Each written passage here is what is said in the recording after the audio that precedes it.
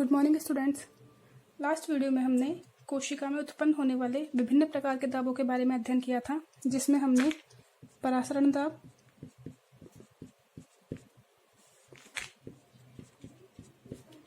OP, स्फीति दाब, TP turgor pressure, भित्ति दाब, डब्ल्यूपी वाल प्रेशर और विसरण दाब न्यूनता के बारे में अध्ययन किया था।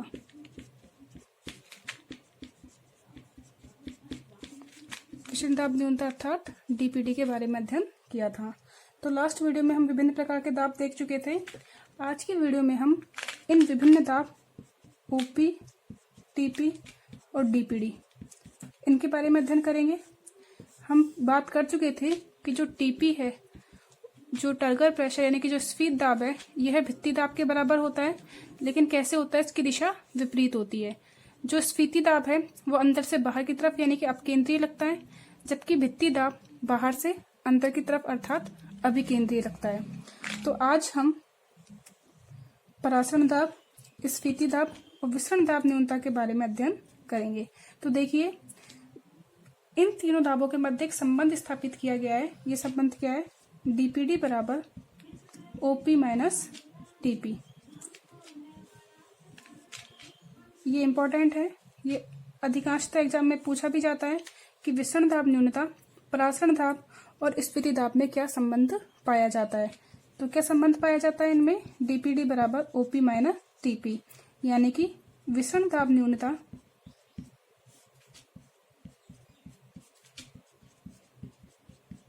बराबर परासरण दाब माइनस स्फीति दाब। क्लियर हुआ? यह डीपीडी अर्थात विसरण दाब न्यूनता क्या करेगी? जल में अणुओं के प्रवेश करने की प्रवृत्ति को दर्शाती है कि कितनी जल अवशोषित करेगा। जल अवशोषण क्षमता को क्या करती है? डीपीडी दर्शाती है। किसे दर्शाएगी? जल अवशोषण क्षमता को। इसीलिए हमने इसे क्या कहा था? डीपीडी को साथ ही साथ इसे क्या कहा था? चूषण दाब। क्या कहा था इसे हमने? चूषण दाब, जिसे हमने सक्शन प्रेशर यानी कि एसपी भी कहा था। क्लियर है? अब हम स्लथ कोशिका के लिए एवं स्फीत कोशिका के लिए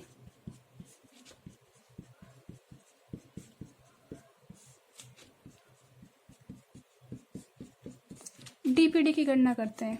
किसकी गणना करेंगे? डीपीडी की गणना कि एक स्लथ कोशिका यानी कि पिचकी हुई कोशिका के लिए और एक स्फीत कोशिका यानी कि फूली हुई कोशिका के लिए डीपीडी की क्या वैल्यू होती है। तो सबसे पहले बात करते हैं हम स्लथ कोशिका की, जिसे हम बोलते हैं फ्लैसिड सेल। स्लथ का मतलब क्या है? पिचकी हुई या सिकुड़ी हुई कोशिका। कैसे होगी आपकी कोशिका स्लथ? जब आपकी कोशिका से जल क्या होगा? बाहर निकलने लगेगा। अब एक बात बताइए, कोई कोशिका आपकी स्लथ अवस्था में है यानी कि इसके अंदर जल की कमी है। क्लियर है? तभी कैसी अवस्था में है वो? स्लथ अवस्था में। अब जो कोशिका स्लथ अवस्था में है, क्या उसकी भित्ति बाहर की तरफ दाब लगाएगी? नहीं लगाएगी, क्योंकि भित्ति दाब कौन लगाता है? जो स्फीत दाब है वो कौन लगाता है? स्फीत कोशिका। जो स्फीत दाब है, टर्गर प्रेशर, वो किसके द्वारा लगाया जाएगा? स्फीत कोशिका के द्वारा। तो क्या स्लथ कोशिका में स्फीत दाब लगेगा? नहीं लगेगा। तो स्लथ कोशिका के लिए टीपी की वैल्यू कितनी हो जाती है? 0 हो जाती है। क्लियर हुआ? जो स्लथ कोशिका है उसमें कोशिका भित्ति पर कोई दबाव नहीं पड़ता है, अतः इस कोशिका की क्या होगी? स्फीत दाब 0। टर्गर प्रेशर क्या हो गया इसका? 0। तो डीपीडी निकालते हैं। डीपीडी बराबर ओपी माइनस टीपी। डीपीडी बराबर ओपी माइनस टीपी। टीपी की वैल्यू कितनी है यहाँ पे? 0। तो डीपीडी बराबर ओपी माइनस 0। तो डीपीडी क्या हो गया यहाँ पे? ओपी के बराबर। कितना हो गया यहाँ पे? डीपीडी की वैल्यू ओपी के बराबर हो गई, यानी कि इस कंडीशन में डीपीडी की वैल्यू क्या होगी? सर्वाधिक। अब देखिए, इसको हम शब्दों में ढालने की कोशिश करते हैं। क्या कह रही है ये वैल्यू? रिजल्ट क्या कह रहा है? जो स्लथ कोशिका है वो जल अवशोषित करेगी, वो बिल्कुल जल अवशोषित करेगी। तो इसकी डीपी की वैल्यू कितनी हो गई आपकी ओपी, यानी कि यहाँ पे टीपी की कोई वैल्यू नहीं है। सपोज कीजिए ओपी का मान 20 है, तो डीपीडी का मान कितना हो जाएगा 20। ये मैक्सिमम कंडीशन में है क्योंकि यहाँ पे टीपी की कोई भी वैल्यू नहीं है, तो डीपीडी बराबर क्या हो जाएगा ओपी। क्लियर हुआ, यानी कि स्लथ कोशिका के लिए विषम दाब न्यूनता का मान किसके बराबर हो जाता है, परासरण दाब के बराबर हो जाता है। अब हम बात करते हैं स्फीत कोशिका की। ये तो हमने किसकी बात की थी, स्लथ कोशिका के लिए। अब हम बात करते हैं स्फीत कोशिका यानी कि टर्जिड टर्गर शेल के लिए। हमारे पास कोई टर्जिड कोशिका है, स्फीत कोशिका है, उसके लिए हम डीपीडी की वैल्यू निकालते हैं। तो डीपीडी की वैल्यू क्या हो गई ओपी माइनस टीपी। यहाँ पे डीपीडी की वैल्यू क्या हो जाएगी ओपी माइनस टीपी। मैं आपको बता चुकी हूँ डीपीडी क्या होता है, शोषण दाब होता है, सक्शन प्रेशर होता है। क्या एक स्फीत कोशिका, क्या एक फूली हुई कोशिका जल का अवशोषण करेगी, नहीं करेगी।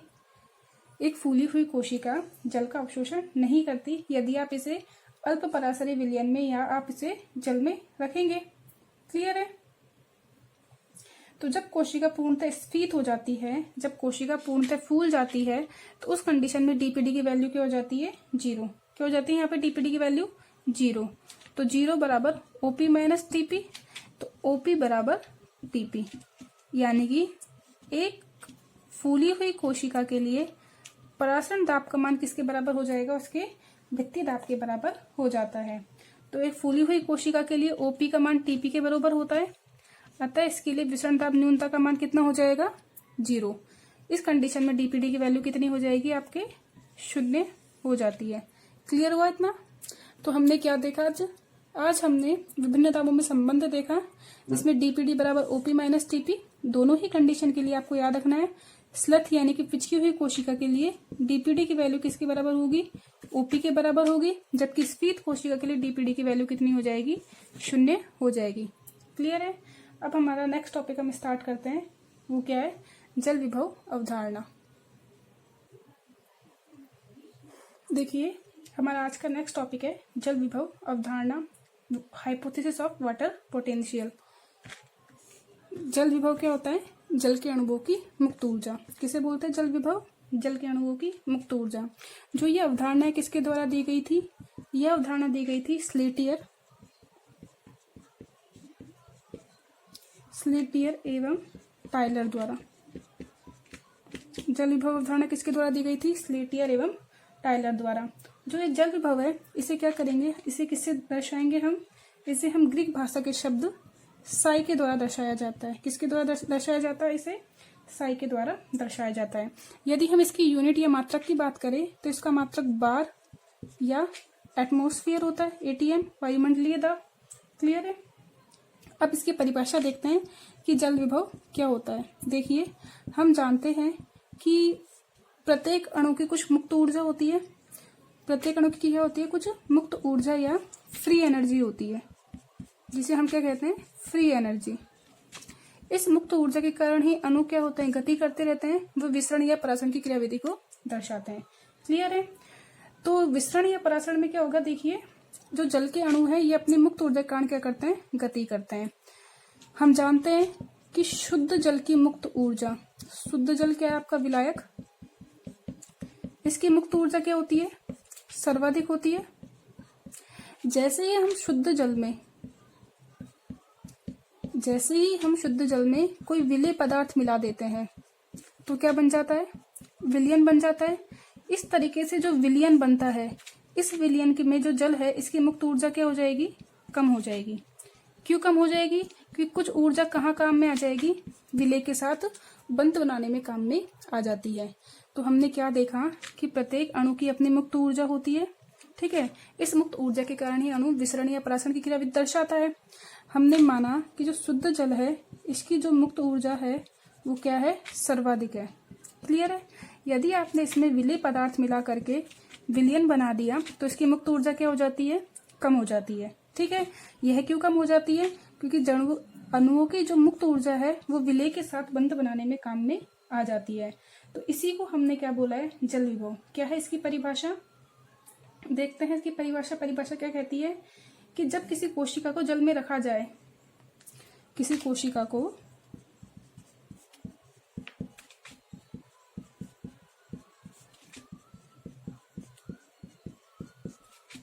किसी कोशिका को जल में रखने पर शुद्ध जल के अणुओं की मुक्त ऊर्जा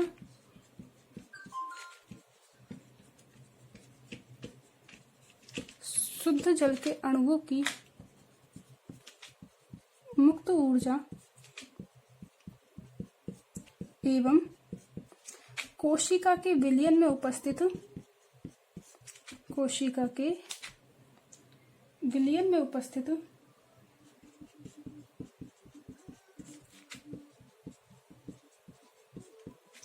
जल के अणुओं की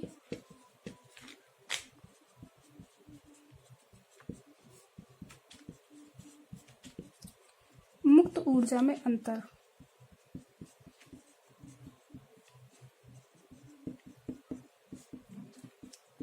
उस तंत्र का जल विभव यानी कि वाटर पोटेंशियल किससे दिखाएंगे? इसे साई से जल विभव कहलाता है। समझ में आपकी परिभाषा? हमने क्या कहा, जो शुद्ध जल है इसकी मुक्त ऊर्जा क्या होती है? सर्वाधिक। यदि आपने इसमें विलय के पदार्थ मिला दिए तो विलयन बन गया। अब इस विलयन में जल की जो मुक्त ऊर्जा है वो क्या हो जाएगी? कम हो जाएगी, क्योंकि मुक्त ऊर्जा कहाँ काम में आ जाएगी? विलय के साथ बंध बनाने में काम में आ जाती है। तो क्या परिभाषा हुई? किसी कोशिका को जल में रखने पर शुद्ध जल के अणुओं की मुक्त ऊर्जा और कोशिका का जो जीव द्रव्य है उसके जो जीव द्रव्य में हमको पता है मैक्सिमम पार्ट किसका होता है? वाटर मॉलिक्यूल्स का, जल का। तो कोशिका के विलयन में उपस्थित जल के अणुओं की मुक्त ऊर्जा, दोनों में जो डिफरेंस है, जो अंतर है, हमें पता है शुद्ध जल ज्यादा होगा, तो शुद्ध जल की मुक्त ऊर्जा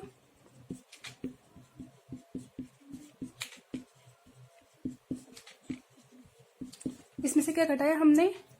विलयन में जल की मुक्त ऊर्जा।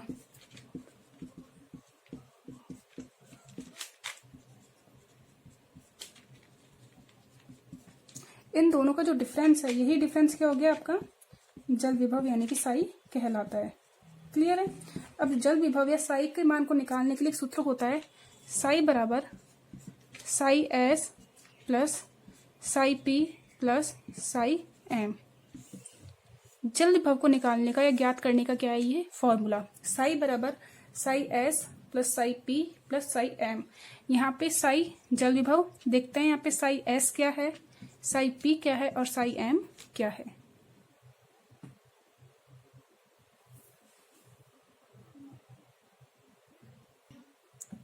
देखिए, हम जल विभव को ज्ञात करने की सूत्र के बारे में देख रहे थे, तो क्या संबंध निकला साई के बारे में? साई बराबर psi S plus psi P plus psi M. कैसे निकाल सकते हैं हम? जल विभव की गणना कैसे करेंगे? साई बराबर psi S plus psi P plus psi M. यहाँ पे साई क्या है? जल विभव। साई से क्या मतलब है? यहाँ पे जल विभव से। साई एस का मतलब क्या है? विलय विभव। साई एस का मतलब क्या हो गया? विलय विभव। S means solute potential. Sai P से क्या मतलब है? साई पी का मतलब है दाब विभव। पी का मतलब क्या हो गया? दाब विभव। P means pressure.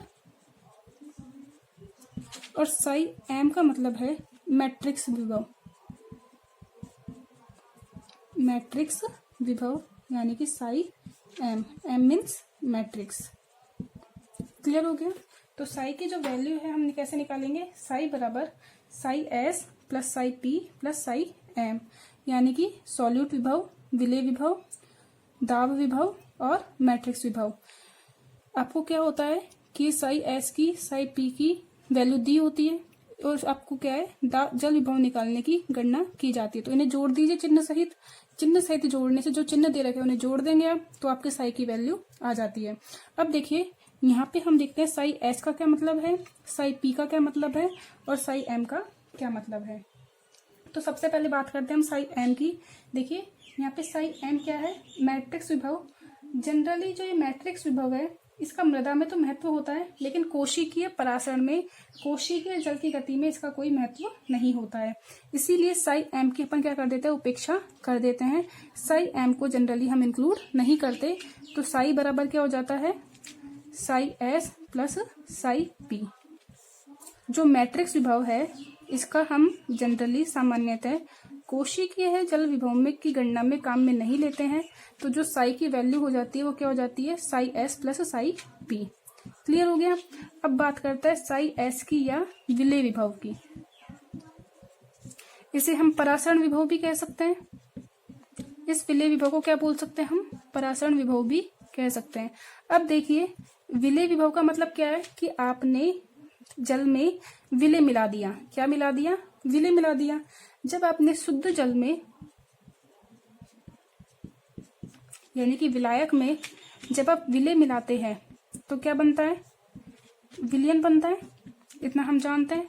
अब देखिए जैसे जैसे आप विलेय की मात्रा में बढ़ोतरी करेंगे, जैसे जैसे आप विलेय की मात्रा बढ़ाएंगे, वैसे वैसे यहाँ पे साई की वैल्यू में कमी होगी, विलयन की साई की वैल्यू में कमी होती जाएगी। हमें पता है जैसे जैसे आप विलेय की मात्रा बढ़ाएंगे तो क्या होगा, जल के अणुओं की गतिज ऊर्जा में कमी होगी, यानी कि विलयन के मुक्त ऊर्जा में, विलयन में मुक्त ऊर्जा में क्या होगी, यहाँ पे जल की कमी होगी। तो जो साई एस है यानी कि विलेय विभव है, यह विलेय विभव कैसा होता है, ऋणात्मक होता है। इसकी वैल्यू कैसी होती है, ऋणात्मक। तो देखिए क्या कह रहे हैं हमने कहा कि जो जल की गतिज ऊर्जा है वो हमने मान लिया मैक्सिमम। उस मैक्सिमम को कितना मानते हैं हम, 0 मानते हैं उसे हम। अगर इसमें आप विलेय के कण मिलाएंगे, यदि आप इसमें विलेय मिलाएंगे तो शुद्ध जल की मुक्त ऊर्जा क्या हो जाएगी, आपकी कम हो जाएगी। और इसी विलेय के कारण जो विभव में परिवर्तन होता है उसे हम क्या बोल देते हैं, विलेय विभव कह देते हैं। क्लियर है। यही विलेय विभव क्या है आपका, कैसा होता है ये, ऋणात्मक। क्योंकि क्या करता है ये आपके जल की मुक्त ऊर्जा में कमी करता है। ये क्या है आपके परासरण विभव।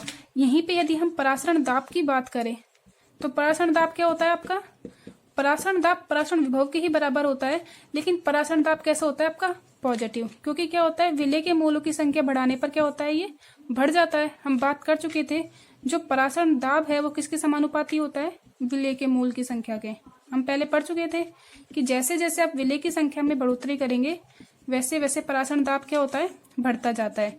तो जो परासरण दाब है ये तो पॉजिटिव होता है, लेकिन जो परासरण विभव है वो कैसा होगा, नेगेटिव। क्लियर हुआ।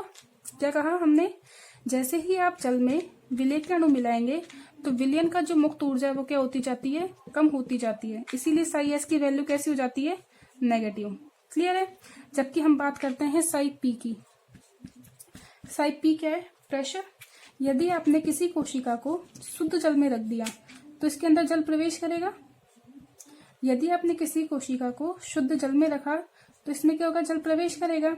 जल में प्रवेश करेगा तो भित्ति की तरफ, बाहर की तरफ एक दाब लगेगा, जिसे हमने क्या कह दिया था, स्फीत दाब। कौन सा दाब कहा था इसे हमने, स्फीत दाब कहा था। तो क्या हुआ, जैसे आप किसी कोशिका को बीकर में जल में रखते हैं तो जल प्रवेश करता है, और प्रवेश करने के कारण क्या होगा, इसमें स्फीत दाब उत्पन्न होता है। ये स्फीत दाब क्या है, आपके प्रेशर ही तो लगा रहा है, तो इसे हमने क्या बोल दिया, दाब विभव। इसे हमने क्या बोल दिया, दाब विभव, जिसे हम किससे दर्शाते हैं, साई पी के मान से। जितना ज्यादा दाब लगता है गतिज ऊर्जा क्या होती है, उतनी ही अधिक होती है। ऊर्जा का मान क्या होता है, मुक्त ऊर्जा का मान उतना ही ज्यादा होता है। इसीलिए साई पी की वैल्यू कैसी हो जाएगी, पॉजिटिव हो जाती है। क्लियर है। जैसे देखिए क्या हुआ, क्या ये दाब विभव क्या होता है, जैसे ही आप किसी कोशिका को जल में रखते हैं तो जल प्रवेश करेगा, और प्रवेश करने के कारण एक स्फीत दाब लगता है। क्लियर है। स्फीत दाब के कारण, जो स्फीत दाब लग रहा है, इस दाब के कारण जल विभव में जो भी परिवर्तन होगा उसे हम क्या बोल देते हैं, दाब विभव। क्या बोल देते हैं उसे, दाब विभव। और इसकी वैल्यू क्या होती है, सदैव पॉजिटिव होती है। तो देखिए हमने क्या पढ़ा, साई बराबर psi S plus psi P. Clear है। यहाँ पे साई एस विलेय विभव की वैल्यू कैसी होती है, नेगेटिव में, और दाब विभव की वैल्यू कैसी होती है, पॉजिटिव में होती है। तो क्या होता है, यहाँ पे देखिए क्वेश्चन पूछा जाता है न्यूमेरिकल टाइप में कि होता क्या है, किसी कोशिका के लिए साई एस की वैल्यू दे देते हैं और साई पी की वैल्यू दे देते हैं, और क्या पूछा जाता है, जल विभव की गणना कीजिए। इसे आप साई डब्ल्यू भी कह सकते हैं या साई से दर्शा सकते हैं। तो जल विभव की गणना कीजिए। तो आपको जो भी वैल्यू दी होती है उन्हें हम चिन्ह सहित जोड़ देते हैं और जल विभव की गणना कर लेते हैं। तो आज हमने पढ़ा विभिन्न तापों के मध्य अंतर संबंध और जल विभव की अवधारणा। आज के लिए इतना ही। मुझे उम्मीद है आपके समझ में आया होगा। Thank you.